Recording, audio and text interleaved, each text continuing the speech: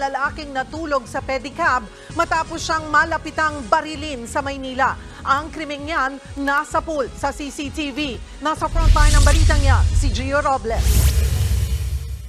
Nakasombrero at may takip sa mukha ang lalaking yan. Nang masapol sa CCTV sa Barangay 649, Zone 64 sa Baseco Compound sa Maynila kaninang madaling araw. Ilang saglit pa, sumilip siya sa loob ng isang pedicab, sabay bunot ng baril at pinaputukan ang lalaking natutulog sa loob.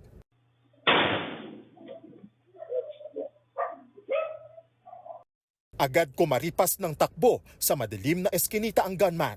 Napatakbo ang ilang tambay nang umalingaw-ngaw ang putok ng baril.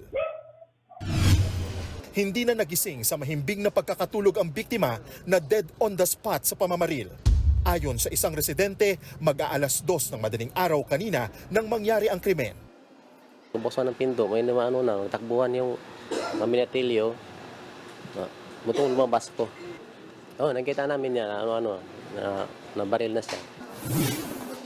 Laking gulat na lang din daw ng mga kaanak ng biktima nang mabalitaan ng pamamaril. Wala daw silang kaalam-alam kung sino at ano ang motibo sa pamamaslang. Hinala nila may kinalaman ito sa ilang insidente ng pagnanakaw na kinasangkutan ng biktima. Palagay ko po, di lang trip siguro, baka naapakan niya yun, di natin alam. Wala rin kasi kaming alam. Hawak na ng Manila Police District ang pangunahing sospek sa krimen.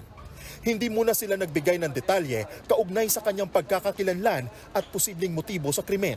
Dinala ang sospek sa Camp Crame para isailalim sa paraffin test at karagdagang pagsisiyasat.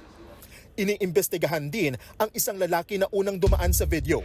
Posible raw kasi nakasamahan siya ng gunman at maaring nagsilbing lookout.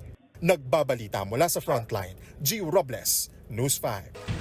Mga kapatid, Cheryl Cosim po, huwag maging huli at maging una sa lahat sa balitaan.